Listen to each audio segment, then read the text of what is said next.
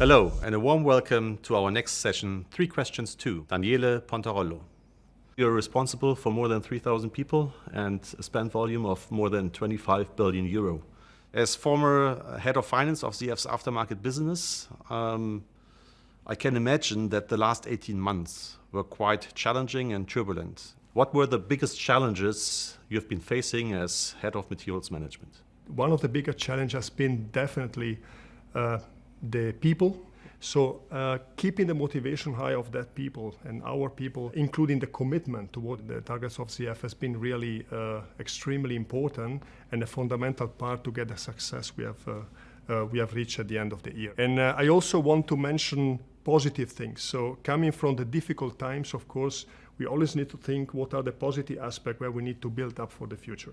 The collaboration between the different teams, independent where they report to, inside the company, if it's legal, material management, sales, etc., has been absolutely outstanding. The automotive industry is transforming together with, of course, all the external market trends, and we need to match together to make sure that the material management is going to match the strategy with the CF strategy, of course, tackling the overall transformation. What are the strategic implications out of these challenges and the transformation of the automotive industry? One big example is the material cost block is going to transform.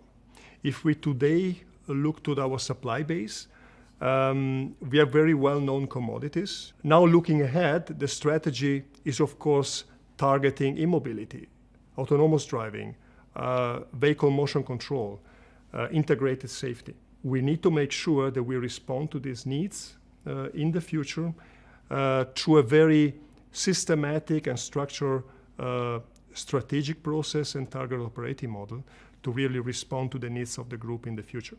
We need to make the difference, and we need, of course, to start now.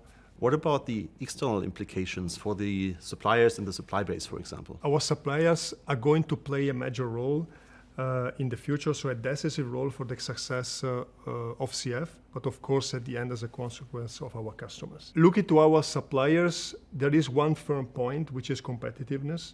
So as have been important until today, will be important in the future. There is no discussion. We will pretend the maximum competitiveness for all the partners or the suppliers we will work with. But there will be strategic aspect. As we have mentioned, a lot of transformations. So first of all, the power of innovation, supply chain disruptions. We need to make sure mitigation, yes, in ZF, but also through the whole value chain.